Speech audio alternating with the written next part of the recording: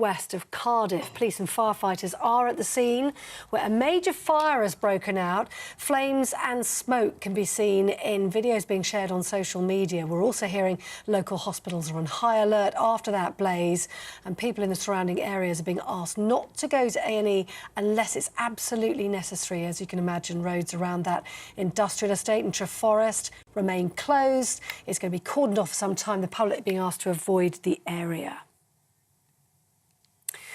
Now, police searching for a missing mother of three say they are in contact with detectives who worked on the Nicola Bulley case to learn lessons from their investigation.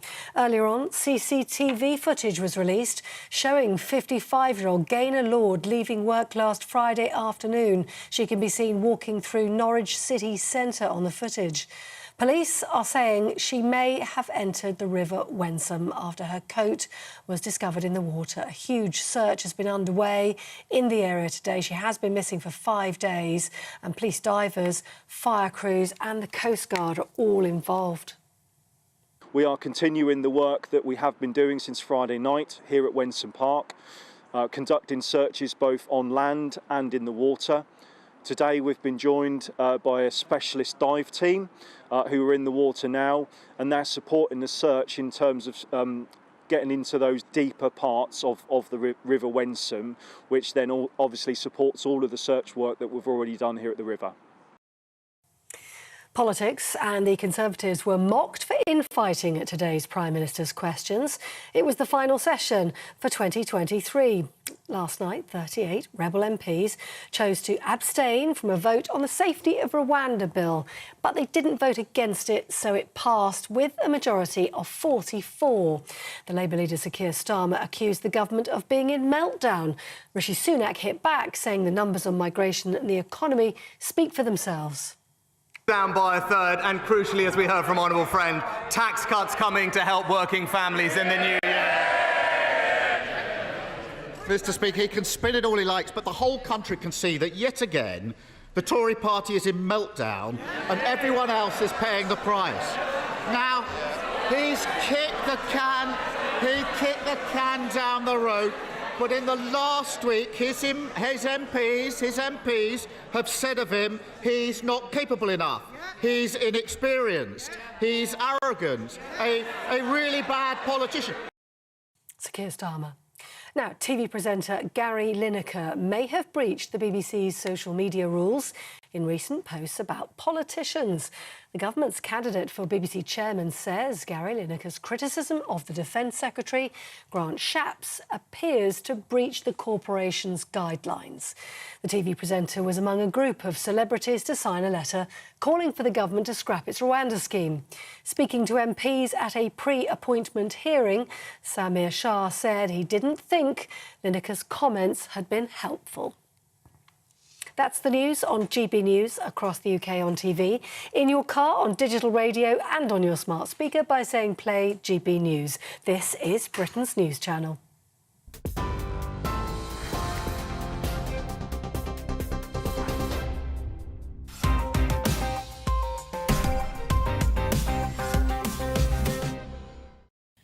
Hello and welcome to Headliners. I'm Andrew Doyle. Tonight I'm joined by two top comedians. We've got Headliners OG Leo Kearse and newcomer Count Dankula. Hello, welcome. Your first time on here. Headliners, yes, breaking your Headliners hymen. How are you? I'm fine, yeah, I'm doing all right. And before anyone complains, he is an actual Count. Yeah. How are you, Leo? Yeah, I'm good. We're actually doing a show together on Friday in London. Just thought I'd plug that. Plug it early. Still a few tickets available. All right, well, we're going to start today's show by looking through Thursday's front pages. So the Daily Mail is leading with "The trans bullies won't silence me." We'll get to that in a moment. Telegraph has Britain to build next generation of fighter jets. The Guardian, landmark COP28 deal agreed to transition away from fossil fuels. And the Financial Times, historic COP28 deal cites shifting away from fossil fuels for the first time. And the Mirror is leading with "Justice for my James," and the Metro has Lineker met his match? Let's hope so. Those were your front pages.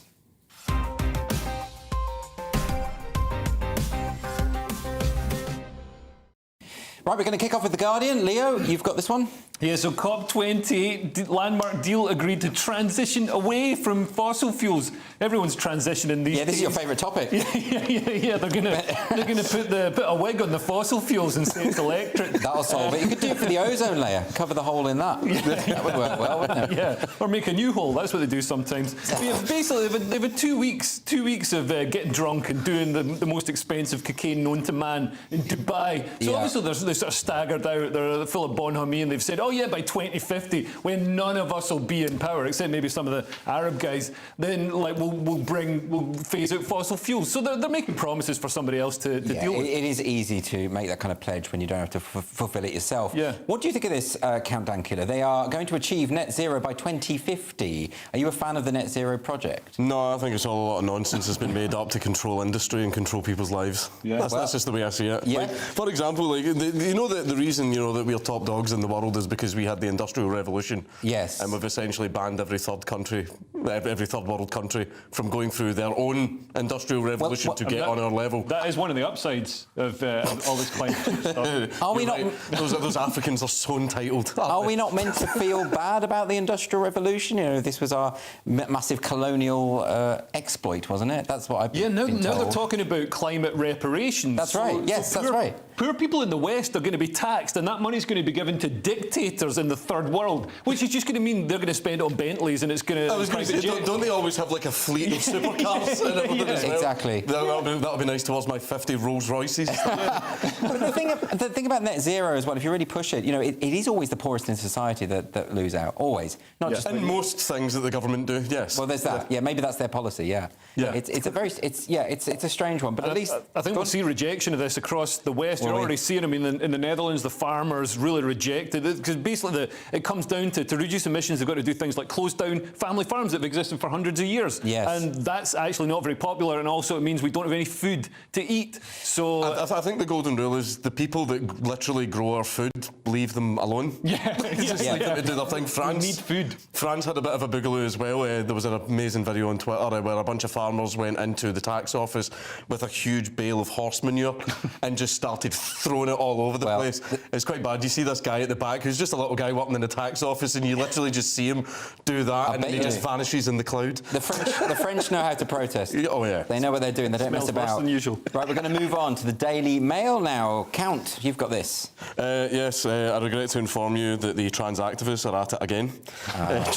You're a big fan. Yeah, I'm a big fan, but huge fan, absolutely. But basically, Rachel McLean, who is, I believe she's Tory. She's a Tory MP. Yes, unfortunately. But, can't all be perfect. She's actually had the cops called on her. Now, that I didn't know. I mean, I know she'd criticised this Green Party candidate, and no, she'd actually just reposted someone else's tweet saying this was a man in a wig, which it was.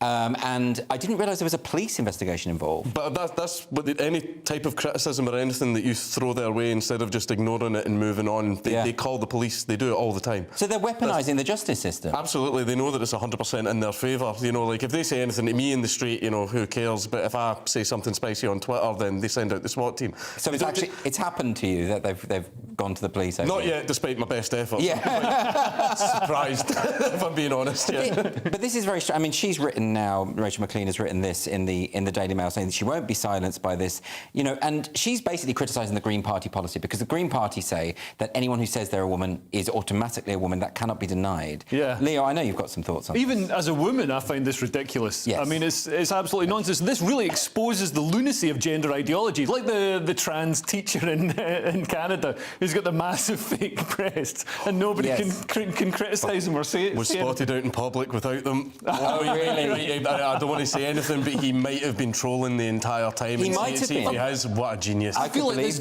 this Green Party MP or candidate is also trolling the system, because it's obviously just a bloke in a wig. You know what I mean? And the wig's not even on straight. I mean, it doesn't even. It's not even like a particularly feminine or anything bloke. It looks like Onslow. It looks like somebody shaved a gorilla and stuck a wig on it, and they're like, I'm a woman, and it's like, no, they surely have anything. This brings it down to the fact that all right, some trans people who make an effort, all right, we'll respect your pronouns and stuff, but come on. But that can't be the rule, can it? That we're going to call someone she so long as they fulfil Leo Kearse's criteria of a good wig. The hotness rule. The hotness rule. The hotness rule. Okay. So I'm just saying, if I wouldn't, then I'm not using your pronouns. Exactly. It's a good system.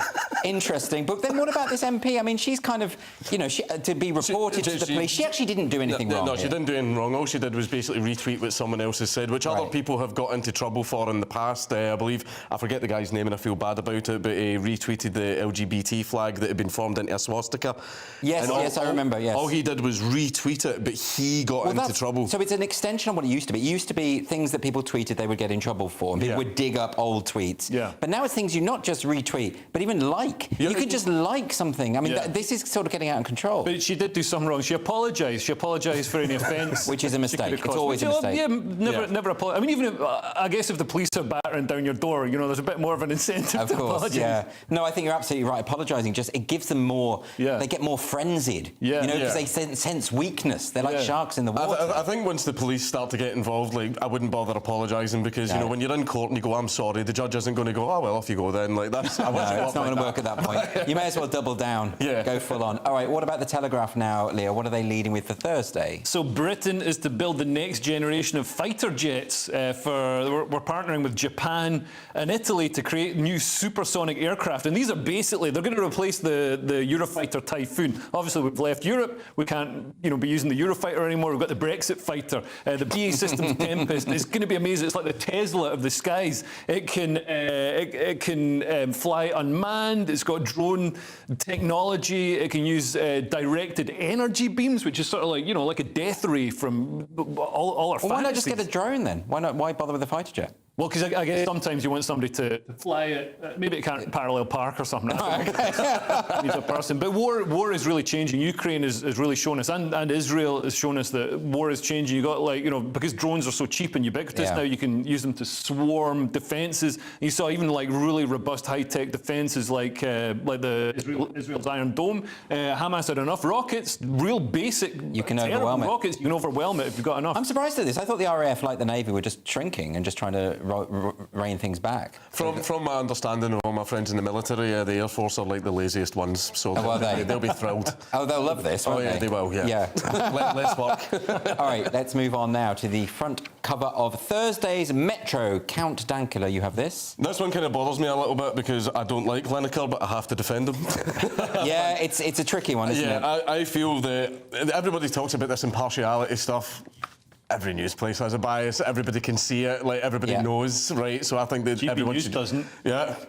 So why did I come here? What's happened to Lineker now, then, according to this article?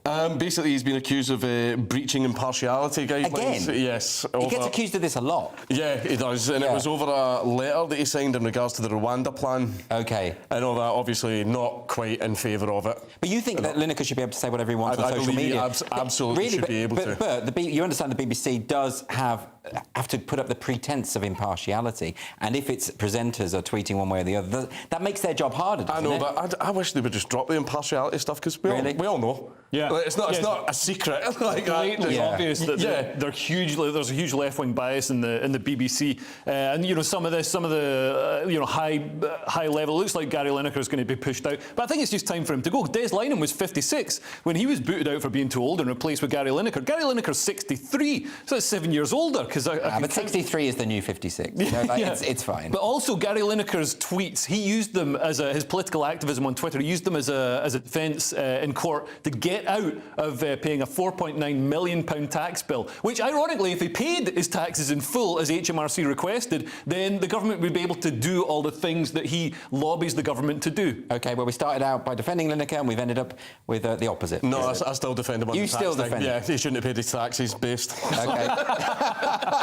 Right, well, that's part one over and done with. But coming up, we discuss a serious misconduct for the ex-BP boss, a hero Tory MP, and what's become known as woke archaeology.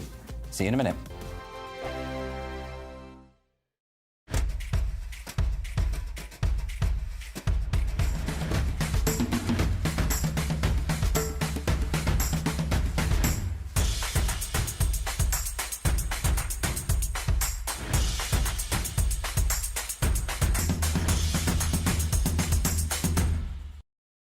I think the most exciting bit for me is talking to people. People who I think are ignored often by the major news channels We're going to give news they want to hear. There's a voice there that needs to be heard. I think there's a chance here for a diversity of opinion to be expressed, which you don't find elsewhere. It's really exciting. We don't hold back. We're free to say how decisions that are taken here affect us all around the country. Only on GB News, the People's Channel, Britain's news channel. There's only 3 people you can trust in life: your doctor, your lawyer, and your nana. I'm not sure. So join me, Nana Aquare, at 3 p.m. every Saturday and Sunday, where we discuss the biggest topics of the weekend. Be ready for battle. Could you be quiet? What is this? It's my new It's your new t-shirt. I don't bite. Well, not without a good reason. Always honest, always fun. Every weekend at 3 p.m. on GB News, the People's Channel, Britain's news channel. I'm Michelle Dewberry, and I'm not here to tell you what to think. I'd much rather hear what you have to say. So send in your opinions to gbviews@gbnews.com. Keep them clean, and you never know, I might read them out. With my panel here on Jubes & Co, we debate, we get stuck into the issues of the day on a show where all views are welcome, especially yours. GB News, the People's Channel, Britain's news channel. Join us every night on GB News at 11 p.m. for Headliners, which is 3 top comedians going through the next day's news stories, which is exactly what you need, because when the establishment has gone crazy, you need some craziness to make sense of it. Headliners. You don't have to bother reading the newspaper. We've got it covered for you. Every night at 11 p.m. and repeated every morning at 5 a.m. We won't send you to sleep like some of the other paper review shows out there. So join us 11 p.m. every night on GB News, the People's Channel, Britain's news channel. Who is it? We're here for the show. Welcome to the Dinosaur Hour with me, John Cleese. I was married to a therapist. And you survived? I thought we were getting Hugh Laurie, second best. You interviewed Saddam Hussein. What's that like? I was terrified. I'm playing strip poker with these 3. Oh! No, thank you. My CDs need to be put in alphabetical order. Are you going to be problematic again? The Dinosaur Hour. Sundays on GB News.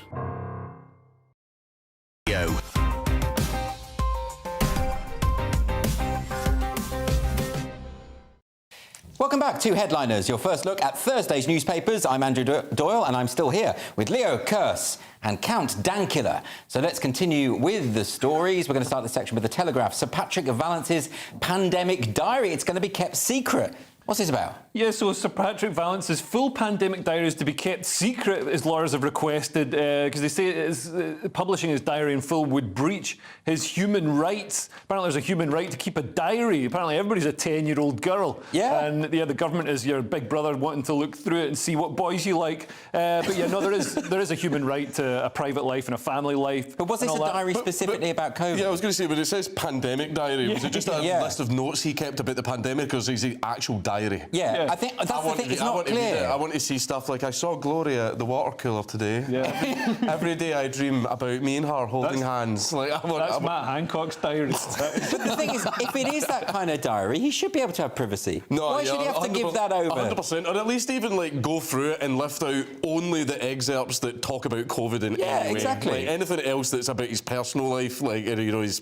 Well, it's very embarrassing because apparently in this diary he's been slagging off Boris Johnson very, very explicitly. No, publish that part. That's the best part. Publish that bit. That's in the public interest. Yeah, absolutely, 100%. Most definitely. But they do this a lot when you're going through the discovery phase of a legal case. You get redacted. You know, you redact all the personal information or anything like that. Yes. You know, and I'm sure they could see easily quickly what's the personal stuff, because it'll have like little hearts over the eyes. Yeah, exactly, exactly. Do you feel that the COVID inquiry has been going well? Has it fulfilled any kind of function? I can't believe it's going to cost something like £500 million. Yeah. And it's going. Sweden's already done theirs, and it cost about £12. Yeah, because they had a sensible lockdown, which wasn't much of a lockdown. Yeah, it looks a bit like the COVID inquiry here is just going to come to the same conclusion. We should have locked down quicker. Yeah. We should have done it harder, faster. Well, to be fair, the vast majority of people who were involved in it have been very reluctant to cooperate, and apparently WhatsApp messages keep going missing and stuff yes, like they that. Do. Which is strange. It's really strange how none of the people involved want to cooperate, you know. Yeah, a bit suspicious, that one. All right, well, next up, we've got Thursday's Express. A Tory MP rushed to save a homeless man from being attacked. Dankula, this is a story of of heroism, isn't it? It is. The most surprising thing about this story is that a Tory can fight. Yeah. However, I do believe I've lost the page. Well, this is David Davis, who saw a homeless man being attacked outside Parliament and rushed in and literally intervened. And he's, what, in his 70s now? He's 74, it says in the article, which is actually very impressive. But, like, why? I'm more... Why? Who beats up a homeless guy? Well, there must have been a backstory to this that we don't know, I assume, right? A cheeky homeless guy. They deserve it sometimes. Well, maybe. But also, he didn't just, like, David Davis didn't just steam in and, like, beat or fight off the other two guys. Well, he didn't actually fight them, but, he scared them. He sort of got in the way, He threatened them off. He also let the homeless guy stay on his sofa overnight to recover, even though he was bleeding and all the rest of it. In the morning, he took him to A&E. took him straight to A&E because I think the homeless guy was playing it down, but then the next morning they kind of realised, no, you're quite bad. You need to go to the hospital now. I think it's a very decent way to behave. No, that was amazing, especially for his age. Yeah, especially for his, but he's a decent guy. He really is. And for a lot of people nowadays don't intervene because they are scared. Like, you hear about knife crime all the time. Like, do you really want to intervene when, this sort of stuff sometimes happens? you can be arrested for intervening if you take it a bit too far. Exactly. Yeah, it'll be a hate crime or something if the person identifies as whatever or, as a different... Yeah, people just feel like it's not worth it. But sometimes you've got to do something, right? Yeah, no, absolutely. And it doesn't happen in England. This is something I noticed in Glasgow. There's a lot less of that sort of... Nedish, nasty people, being just antisocial, antisocial to people on the bus. It's still there. It's very much still there. It's not as bad anymore. Halfway through saying that, I realised I was making absolutely no sense. It's terrible. It's worse in Glasgow. I mean, Glasgow. I would hate to see Glasgow lose its reputation for sort of various antisocial behaviour. We were the murder capital of Eastern Europe, of Western Europe for a while, but unfortunately the Polish took that from us. So you haven't got the record anymore. Like our jobs. OK, moving on swiftly to the Times now. Former boss of BP has lost almost 32 million. Leo, it's his own money he's lost, though, isn't it? Well, he's been punished. It is his bonuses. So Bernard Looney, the former boss of BP, has lost up to £32.4 million in pay and bonuses over serious misconduct after he misled the oil giant's board about his personal relationships with colleagues. So basically, when he was originally hired as chief exec, they asked him, what have you been doing? Have you been putting about the office? And he was like, nah, just a little bit. So they were like, OK, that's fine. Anyway, it turns out he's been chucking it about a lot and also been promoting women with whom he'd had undisclosed relationships. This tells us a number of senior women at BP are a little better than prostitutes. I mean, the problem with this kind of thing is that obviously most people meet their partners at work, right? So you can't just outlaw sexual relations in the workplace. But if you're getting promotions as a result of it, then Leo, I mean, I hate to say it, Leo's kind of got a point. Yeah, at first I thought it was just because he'd had relations with the women. But then I was kind of like, how could you get a job anywhere if you were a player? It's like, seeing that guy who's unemployed and can't get a job anywhere, it's like, he's... But no, I'm kidding. But you see this kind of thing. He's lost a lot of money, though. Yeah. I mean, but has he? Because to him, maybe that isn't all that much. I don't know. It depends how pretty were the women. Well, we don't know. There aren't any photographs to help us here. So I'm pretty sure he regrets it now. But it does show how men are discriminated against in the workplace. Because he's not promoting any men. Yeah, I like how they didn't lose their jobs though. But they don't have the power in this dynamic, is that right? He's the one. Well, maybe they do now. They get promoted. Well, yeah, maybe they're in charge of the thing. OK, then. So The Guardian next. Kemi Badenoch has condemned an academic study about the medieval plague. No, I don't mind researching into history and stuff like that. I do consider myself a little bit of a history buff, and I like this stuff. But the reason that they're actually going into it is to find out if the plague, the Black Death, affected black people more than white people. OK. In a plague in 14th century Europe. Is that why it was called the Black Death? No, that's not the reason. Well, no, because the overwhelming vast majority of people it killed were white. It was mostly because people had black pus coming out every part of their body. It wasn't a pleasant time in history, but apparently it's getting called, just woke nonsense, where it's sort of, a plague wiped out a quarter of Europe, black people most affected, all 6 of them that were living there at the time. Well, this is the point, that this is the Museum of London. They say they've got this study. They've examined a number of skeletons, a number of human remains. Apparently it was the skulls, which was a little bit Django Unchained. Yeah, because there's this racist thing phrenology, which Kemi Badenoch compared it to, and they criticised her for comparing it to. But it basically is. They're measuring the craniums and stuff, which is what racists used to measure the craniums of black people and say, oh, look, there's less capacity for the brains, so blah, blah, blah. So, well, there's two things here. Their means of identifying the race of the skeletons was in itself not accurate anyway, potentially. And she didn't call it phrenology, but she compared it to phrenology. Because it wasn't exactly phrenology what they were doing. But on the other hand, also there's this determination to suggest that everything must be systemically racist, even the Black Death. I mean, it is worthy of criticism, I would have thought. Why are anyone surprised, though? I mean, this is going on all the time. The reason that she was worried about it was because she thought it was going to damage trust in modern health services, but I don't think the NHS was around in the 14th century. No, it wasn't. I don't think they were. I mean, isn't Kemi Badenoch's point, though, that we're just hyper-racialising absolutely everything, and it doesn't help race relations? Isn't that her point? There's certain things between, like, see, when it comes to diseases, for example, sickle cell anemia is a disease that does affect black people far more than white people, which is why, obviously, yes, of course, look into that and have research into it, but not a 700-year-old disease, which does still pop up now and again in Madagascar. Nobody can figure out why. Oh, really? But yeah, it does. Still has outbreaks now and again. Exactly, but, you know, address racial disparities now, not perceive racial disparities that didn't exist in a disease that is hundreds of years ago. But if they're going to say 14th century Europeans were probably racist, yeah, probably. I would be surprised if they weren't. It's destroying trust in our institutions because they're acting like, you know, Disney executives. They're like, how can we get more black characters into this history lesson? They're like making up, you know, they're trying to pretend that, you know, 14th century London was this incredibly multiracial, you know, melting pot, and it obviously wasn't. No.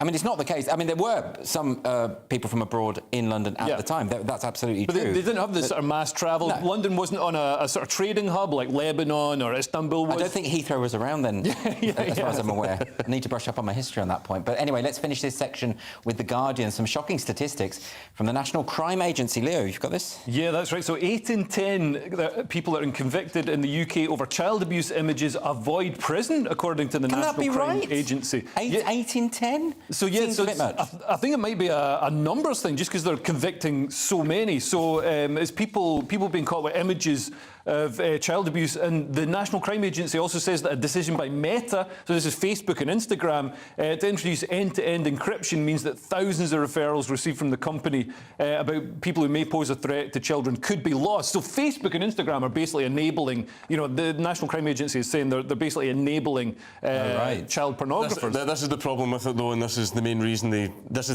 they use to come after encryption, is where they say, think of the children. And yes, absolutely, there will be child predators who will use the encryption on these social media sites to hide their activity. But it's a case of, I would like the police to be able to look into it and to investigate them, but we know that that's not all they're going to use it for. Well, this happens again and again, doesn't it? They talk about causes that we can all get on board with, and we're like, OK, of course we want people convicted if they're dabbling in this kind of thing, but then it's an excuse to spy on everyone else. They're using it as a Trojan horse, essentially. It's basically, oh no, we want to be able to read everybody's messages, but they always come up with a very, very palatable reason that the public would obviously support, like everyone here would support. Well, that's happened with the online safety bill. I mean, a lot of the way that they've talked about the online safety bill is what we're doing is we're protecting children, we're cracking down on child pornography and all these kinds of things, but actually what it also means is that it's broad censorship across the board for anyone with any opinion. Right? Yeah, but why does somebody on Instagram need that to be encrypted? You're sending you're worried somebody's going to see a picture of your lunch. That's, I mean, it's nonsense. So you think in that case you should? I think there's tools you can use to like automatically detect if an image is, you know, like an algorithm. Facebook and all that actually already use that. If there is a known image of child sexual abuse material, it gets compared against a database. Every picture you upload in Facebook gets ran against a database. If it matches anything in the database, then your account gets flagged. Yeah, it's not the case that the social media platforms want this stuff on their platform. They really clearly don't. I'm not so sure. There's a lot of blue-haired progressives working at these tech companies, and they want to rebrand paedophilia as minor attracted people. I know there are some crazy fringe activists who do, but I don't think that's sexuality, Andrew. I think that's very fringe. 98% of Tumblr and Reddit is paedophiles. I really hope you're wrong about that, Leo. I'm going to assume that you are. That is the end of part 2, but coming up, we have a possible cure for morning sickness, contraception for men, and Manchester ditching ULEZ-style changes. You won't want to miss that. See you in a minute. Your weekend starts here with Friday Night Live with me, Mark Dolan, 8 till 9 on GB News. Big stories, big guests and big laughs as we get you ready for a cracking weekend. That's Friday Night Live with Mark Dolan. Fridays 8 till 9 on GB News. Bring your own drinks. The admission's free. Wake up to the headlines with Headliners every morning at 5 a.m. We treat you to the day's biggest stories before anyone else, 7 days a week. You can catch up on everything you need to know before you've even had your kippers. Headliners every morning at 5 a.m. only on GB News, the People's Channel, Britain's news channel. In the GB Newsroom, we bring you the news as it happens. With our team of dedicated journalists across the UK, we're ready to give you accurate reporting every day. When the news breaks, we'll be there with bulletins on GB News, the People's Channel, Britain's news channel. Big news, big debates, big opinion. Patrick Christie's Tonight is the week's biggest show. Every weekday, 9 to 11 p.m, we've got the inside track on the day's top stories. There'll be sharp takes you won't get anywhere else. We will set the news agenda, not just follow it, and I want to bring you along for the ride. Whatever it is, we'll have our finger on the pulse. It's news, but it's this close to entertainment. Patrick Christie's Tonight, 9 to 11 p.m, only on GB News, the People's Channel, Britain's news channel. Good afternoon, Britain. Good afternoon, Britain. Join us, Tom and Emily, To find out what's happening in the heart of Westminster. and why it matters to you.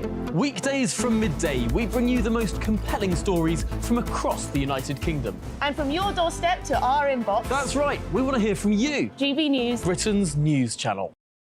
GB News, unlike other broadcasters, isn't obsessed with the London-Westminster bubble. We think there's a nation beyond the M25, and that's why we talk about the issues that matter across the land. Join me on State of the Nation, 8 to 9 o'clock, Monday to Thursday, on GB News. Daisy's listening, and you should too. I'm Andrew Doyle. Join me at 7 o'clock every Sunday night for Free Speech Nation, the show where I tackle the week's biggest stories in politics and current affairs with the help of my 2 comedian panellists and a variety of special guests. Free Speech Nation, Sunday nights from 7 on GB News, the People's Channel, Britain's news channel. Tired of the usual focus-tested, pre-prepared Westminster runaround? Well, so am I. So you want higher taxes? Is your department to blame for this? Are you rethinking this policy? Every Sunday at 9:30, I'll be sitting down with those in power to get the truth about the issues affecting you. Let's be honest, we've known about the cost pressures of this project for years, not months. That's the Camilla Tominey Show, a politics show with personality. On GB News, the People's Channel, Britain's news channel. In Rwanda.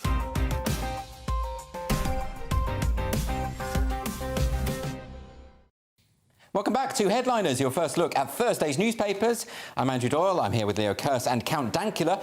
So we've got the Times next and some hope for a morning sickness cure, Leo. Yes, the discovery of morning sickness cause could lead to a cure. So it's this hormone called GBF15, and apparently you get it when you're pregnant. And so they can cure you by giving you pre-exposure to this hormone, so you're used to it by the time you get pregnant. But I didn't realise, I thought, a bit of vomiting or whatever. Apparently affects as many as 70% of women who are pregnant get affected by it, and it can lead to dangerous levels of dehydration and is the most common cause of women being admitted to hospital in the first 3 months of pregnancy. You don't hear about that, do you? Yeah, it's mad. Well, happened to Kate Middleton.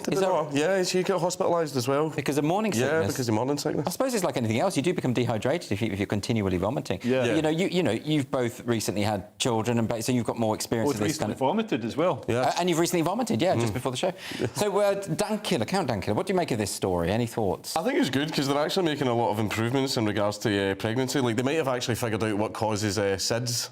Cot death. They might have figured out Have that they really? It's still in its infancy, but they think there's an enzyme that causes it, and if they discover that the baby has a higher level of this enzyme, there's a higher chance of cot death. Well, that's so they great can catch it before it happens. Yeah, I don't it's still that's in its infancy right now, so they're still trying to figure that out. But I think this is really good because obviously, if you're getting dehydrated while you're less than 3 months pregnant, that's very, very dangerous. Yeah, no, well, this is really good news. But the treatment, you'll have to take this hormone before you get pregnant, which means you're going to have to know when you get pregnant. You build up a tolerance. How many to people it, know so- when they're going to get pregnant? Do that? I think it'll just be a pill or something like that. It's like your body already produces it naturally. Yeah. But during pregnancy, you get really high levels of it, and if you're not used to it, then it makes you sick all the time. Okay. I suppose it's good, like, if you're planning a pregnancy, because then you can start taking this It's hormone, one less thing for them to moan about. Well, there's that, absolutely. We know what pregnant women are like. OK, let's move on to the Daily Mail next. And men in the UK soon could have a contraceptive pill. Leo, I've heard these debates a lot, going back and forth. That it should be men. Why are women having to do all this sort of stuff? Men should take responsibility. Well, this is the thing. I mean, they've got this. They've developed this contraceptive pill based on hormones that men can take, so it'll be a shared responsibility or whatever. What's wrong with that, Leo? Well, I'll tell you, there's a couple of things wrong with that. It stops the formation of sperm. Like, even if I don't want to get someone pregnant, I don't want to stop the formation of sperm in my testicles. Really? That's Why? Part of my psyche, part of my identity is being able to make lots of sperm. They're very small, Leo. You wouldn't even notice. Not mine. Mine comes. It's just one. It's just one big. No guy feels good walking around going, "I'm infertile. I couldn't get a woman pregnant right now." Nobody knows. These are like people get vasectomies, right? And you don't know that, and it doesn't matter. They're either losers who have no hope for the future, or guys in their 50s who've just got divorced and they don't want any happy little accidents. Right? They've already got 3, they're done. Yeah. That's fine. But then what about the feminist angle, which is why should women be the ones? Well, that's resolved that. But the feminist angle is, this should be a shared responsibility, and it should be. But in the real world, it's the woman who is physically encumbered with the baby, has to carry the baby. So there's much more of an incentive for the woman to sort of deal with contraception than there is for the man. As a man, you don't need contraception. Just give her a fake name. It's fine. It works. That works. Most people can just use their personalities. That does work as well. Homosexuality is another good contraceptive, I've found. Scott Cathro told me he's still trying. He's still trying. Not going to work, though. All right, let's move on to this next story. This is on Thursday's Telegraph. Andy Burnham is going to ditch ULEZ-style charges for Manchester. Count Dankula. ULEZ, are you a fan? Fantastic. It's a gigantic scam to steal money. It does absolutely nothing to protect the environment at all, because there is a thing called wind.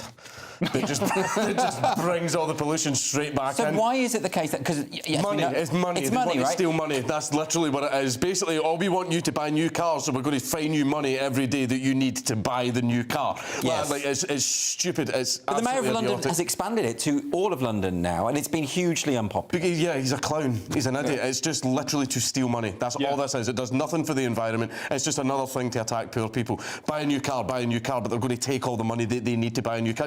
The average person in the street can't just go out and buy a new car. They can't.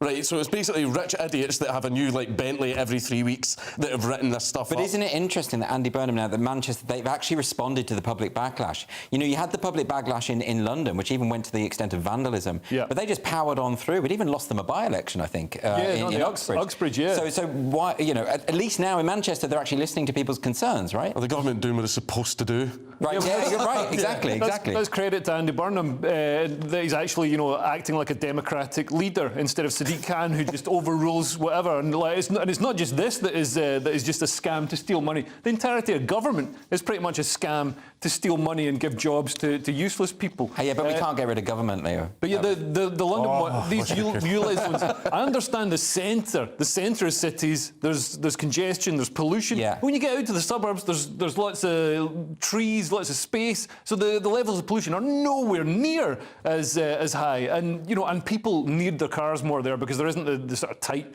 transport system, public transport system. OK, fair enough. Let's move on to the metro now. And Tesla has recalled more than 2 million cars? This sounds like a lot of cars. It is a lot of cars, but Tesla are the biggest selling car brand. They sell more than 2 million? I think the number one car in the world, or in the West, is a Tesla car. I can't remember which one. Well, why have they recalled them then? What's going on? So there's a problem with the autopilot system. So apparently it does not do enough to prevent misuse. Now what this means is you're not supposed to just whack the autopilot on and start playing Sudoku. Right. You're supposed to still be paying attention, have your hands on the wheel, but people aren't. They're that's it. back. That's the problem. That's they're the eating defect. a sausage roll. So that's why have an autopilot system? It's obviously going to cause carnage. The problem is it's a bit misleading with saying recall. Okay, because is it? Why? It can be fixed with a patch. All right, so yeah, just downloading it to the car. you just download it and it changes the system. It's not a physical fault, it's a software fault. And the thing about Teslas is they connect to Wi-Fi and you just download a patch and it rewrites the firmware. So why are they recalling everything then? Because the people don't like Elon Musk. They're just basically saying this to make him look bad. Recall, they're not sending 2 million Teslas back to the factory. How are they going to store 2 million Teslas? So this is just a misleading headline and a misleading coverage of what's going on. And it's kind of mad what they can do with Teslas. So when there was, I can't remember if what natural disaster it was, like Hurricane Katrina or something like that. Yeah. So people needed to evacuate from this area. So Tesla downloaded a patch that extended the range, like by 200 kilometres on a lot of their cheaper models. Yeah. Because apparently it's cheaper, but they just artificially restrict the range on it.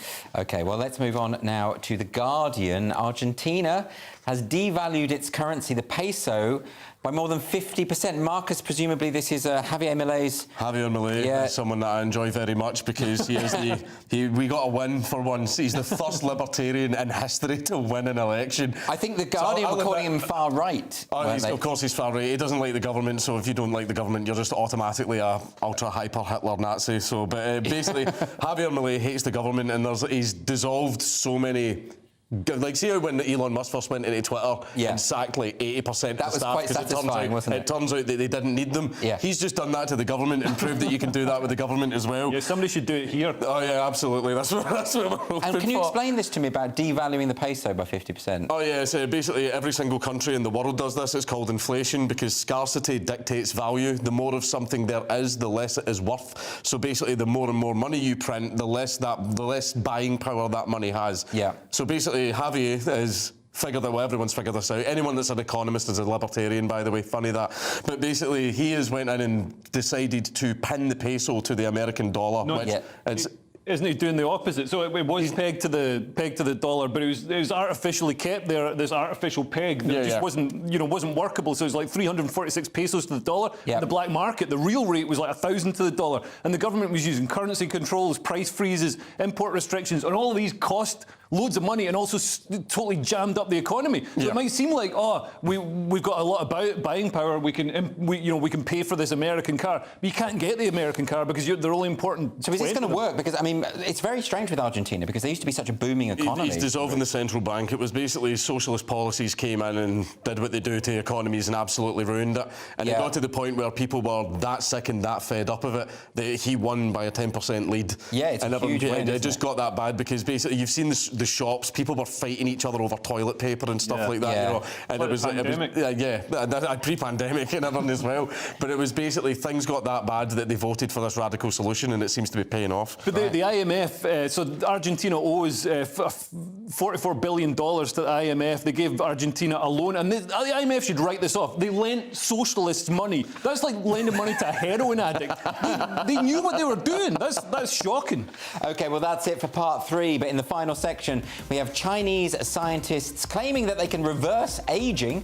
Gen Z perceives more dangers in life than ever before and calls for a ban on trans darts players. Don't go anywhere.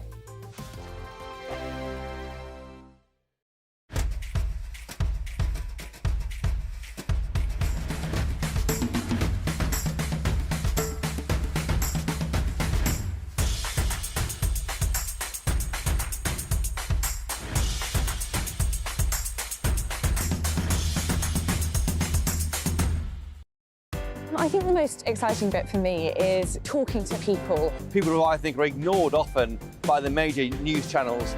We're going to give news they want to hear. There's a voice there that needs to be heard. I think there's a chance here for a diversity of opinion to be expressed, which you don't find elsewhere. It's really exciting. We don't hold back. We're free to say how decisions that are taken here affect us all around the country. Only on GB News, the People's Channel, Britain's news channel. There's only 3 people you can trust in life. Your doctor, your lawyer, and your nana. I'm not sure. So join me, Nana Akweer, at 3 p.m. every Saturday and Sunday, where we discuss the biggest topics of the weekend. Be ready for battle. Could you be quiet? What is this? It's on your teeth. It's on your teeth. I don't bite. Well, not without a good reason. Always honest, always fun. Every weekend at 3 p.m. on GB News, the People's Channel, Britain's news channel. I'm Michelle Dewberry, and I'm not here to tell you what to think. I'd much rather hear what you have to say. So send in your opinions to gbviews@gbnews.com. Keep them clean, and you never know, I might read them out. With my panel here on Jubes & Co, we debate, we get stuck into the issues of the day on a show where all views are welcome, especially yours. GB News, the People's Channel, Britain's news channel. Join us every night on GB News at 11 p.m. for Headliners, which is 3 top comedians going through the next day's news stories, which is exactly what you need, because when the establishment has gone crazy, you need some craziness to make sense of it. Headliners. You don't have to bother reading the newspaper. We've got it covered for you. Every night at 11 p.m. and repeated every morning at 5 a.m. We won't send you to sleep like some of the other paper review shows out there. So join us 11 p.m. every night on GB News. The People's Channel, Britain's news channel.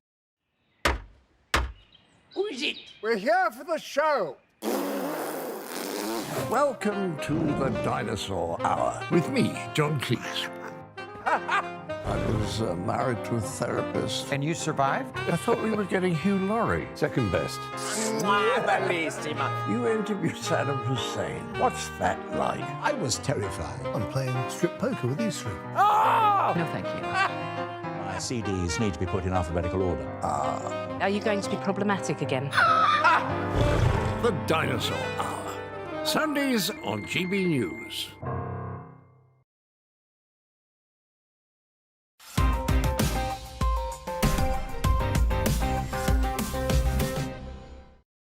Welcome back to Headliners. It's your first look at Thursday's newspapers. Now, the Daily Mail next. This is a story about Ricky Gervais, Leo. Have you got this? Yeah, so Netflix faces calls to cut ableist slurs in scenes from Ricky Gervais's new stand-up show Armageddon after viewers are upset at his Make-A-Wish jokes where he calls children with cancer baldies. Obviously, with any joke, you know, if you put it into the written word, if you read it out in court, it sounds like it's not funny and it's a horrible ableist slur. But well, when it's quoted in the Daily Mail, it doesn't come across as hilarious, does it? But it is a good joke. It doesn't come across as hilarious, but it kind of does. So he's talking about how he gets asked to do a lot of videos during the pandemic. The Make-A-Wish Foundation, which gives terminally ill children one wish. So some of them wish for a video from Ricky Gervais, and he always says yes to the request. And he always starts the video the same way. He says, "Why didn't you wish to get better? What are you?" Well, that is a good joke. Effing, but then he says, "Are you effing the R word?" But he's not like it's a joke, so it's not a literal expression. Well, you know this. Yes, it's a joke. Nobody seems to understand that sometimes comedians are joking. Yeah. In 2023. What I don't understand about this, so like we've got now a number of people putting up petitions saying that they want the sketch to be removed from Netflix. This is coming out on Christmas Day. Or you could just not watch it.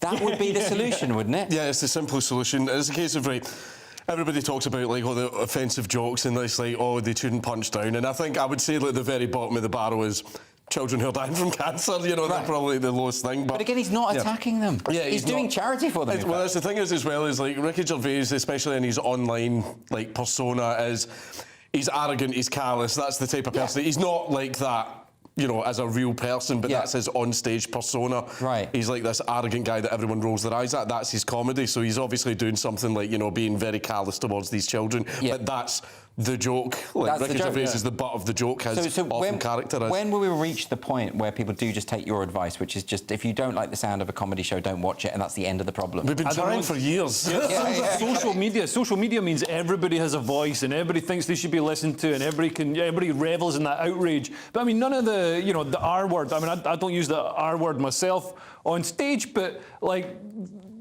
developmentally challenged children aren't getting upset about Ricky Gervais using the R word. No. Because they don't. No, of course. No. Well, somebody sitting down and explaining it to them with sock puppets. Even if people were getting upset, it's a comedian telling jokes, and that should be the end of it. There was one mother of like a child who was dying of cancer who was with the Scope charity saying that language like this has consequences, but I mean, not for long. Right, moving on to the Times.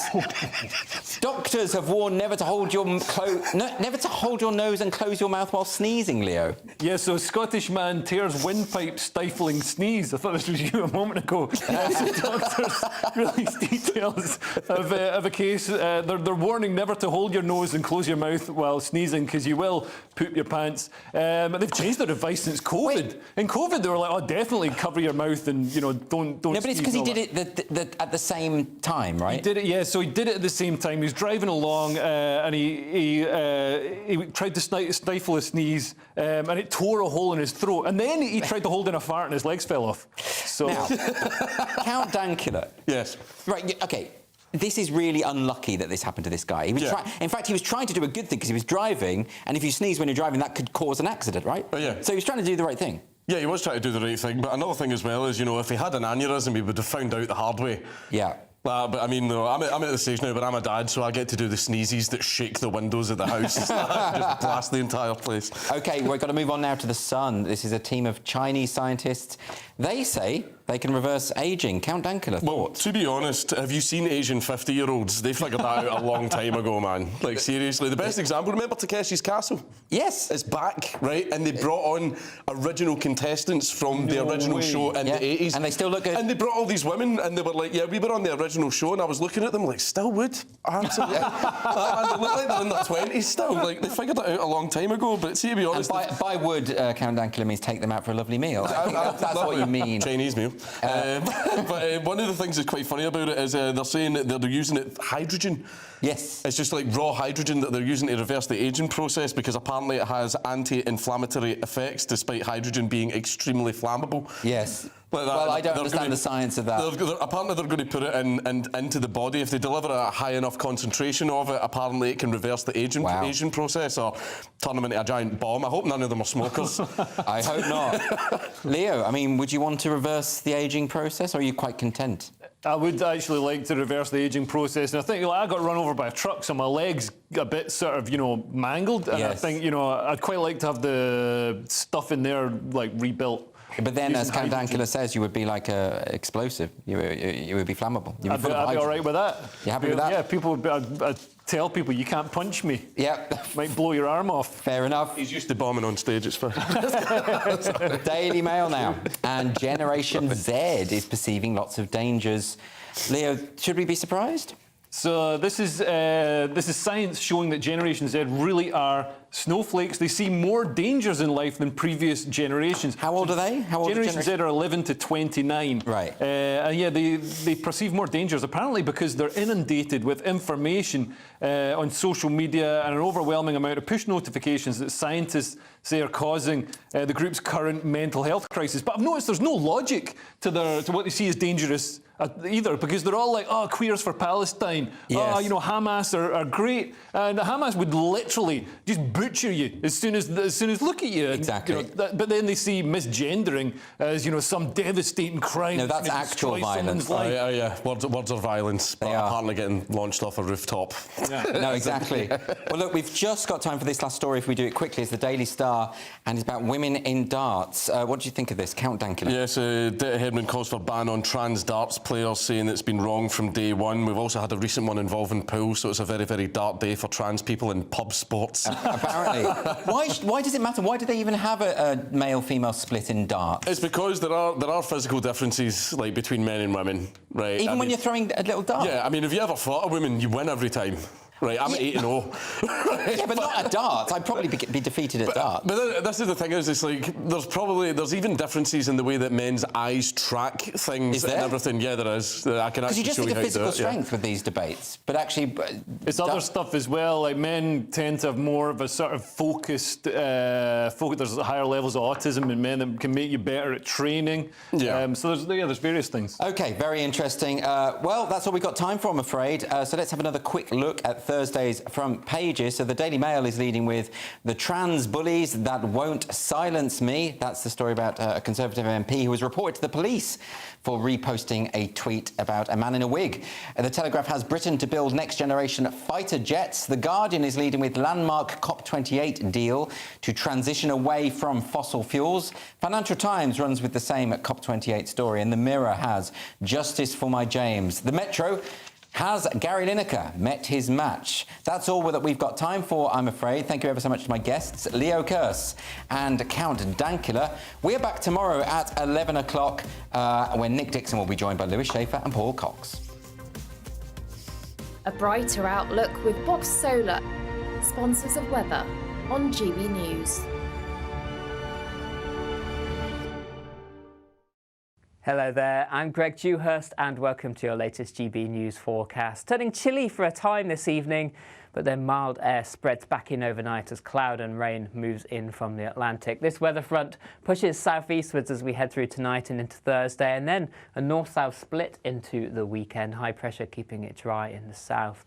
This evening turning quite chilly, some frost out there, but overnight we see cloud and rain moving in from the Atlantic. This slowly pushing its way southeastward, so temperatures rising as the night goes on, taking us into Thursday morning. Most places frost-free, generally between 2 and 8 Celsius. But it does mean a cloudy, damp start for many, particularly across England and Wales, where we do have outbreaks of rain slowly pushing southeastwards. Brighter Northern Ireland and Scotland with blustery showers in the far north. And then through the day, the cloud and the rain slowly pushes southeastwards, becoming confined to the far southeast for the afternoon. Most places becoming dry and bright, plenty of sunny spells. Still some blustery showers across Scotland.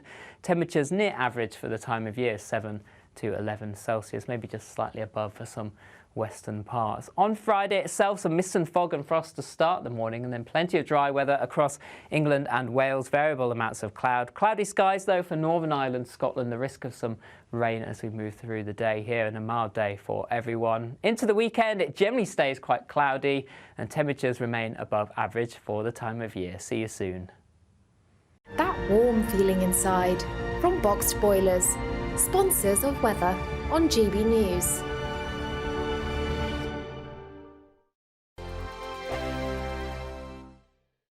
Your weekend starts here with Friday Night Live with me, Mark Dolan, 8 till 9 on GB News. Big stories, big guests and big laughs as we get you ready for a cracking weekend.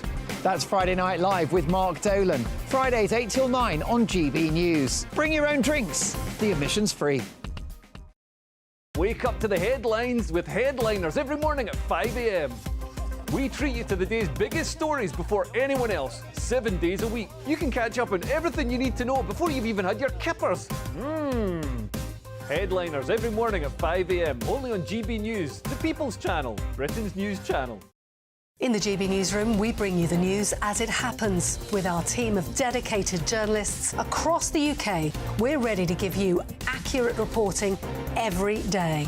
When the news breaks, we'll be there with bulletins on GB News, the People's Channel, Britain's news channel. Big news, big debates, big opinion. Patrick Christie's Tonight is the week's biggest show. Every weekday, 9 to 11 p.m, we've got the inside track on the day's top stories. There'll be sharp takes you won't get anywhere else. We will set the news agenda, not just follow it, and I want to bring you along for the ride. Whatever it is, we'll have our finger on the pulse. It's news, but it's this close to entertainment. Patrick Christie's Tonight, 9 to 11 p.m, only on GB News, the People's Channel, Britain's news channel. Good afternoon, Britain. Good afternoon, Britain. Join us, Tom and Emily, To find out what's happening in the heart of Westminster. and why it matters to you. Weekdays from midday, we bring you the most compelling stories from across the United Kingdom. And from your doorstep to our inbox. That's right, we want to hear from you. GB News, Britain's news channel. GB News, unlike other broadcasters, isn't obsessed with the London-Westminster bubble. We think there's a nation beyond the M25, and that's why we talk about the issues that matter across the land. Join me on State of the Nation, 8 to 9 o'clock, Monday to Thursday, on GB News. Daisy's listening, and you should too. I'm Andrew Doyle. Join me at 7 o'clock every Sunday night for Free Speech Nation, the show where I tackle the week's biggest stories in politics and current affairs with the help of my 2 comedian panellists and a variety of special guests. Free Speech Nation, Sunday nights from 7 on GB News, the People's Channel, Britain's news channel. Tired of the usual focus-tested, pre-prepared Westminster runaround? Well, so am I. So you want higher taxes? Is your department to blame for this? Are you rethinking this policy? Every Sunday at 9:30, I'll be sitting down with those in power to get the truth about the issues affecting you. Let's be honest, we've known about the cost pressures of this project for years, not months. That's the Camilla Tominey Show, a politics show with personality. On GB News, the People's Channel, Britain's news channel.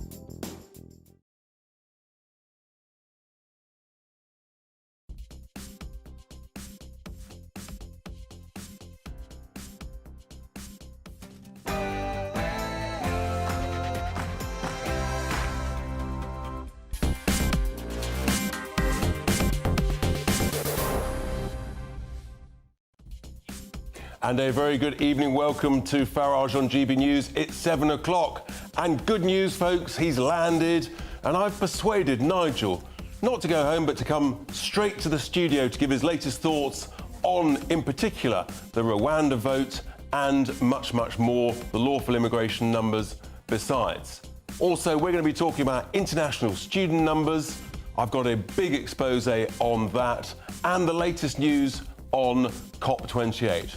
All of that, lots to discuss, but first of all, it's the news with Polly Middlehurst.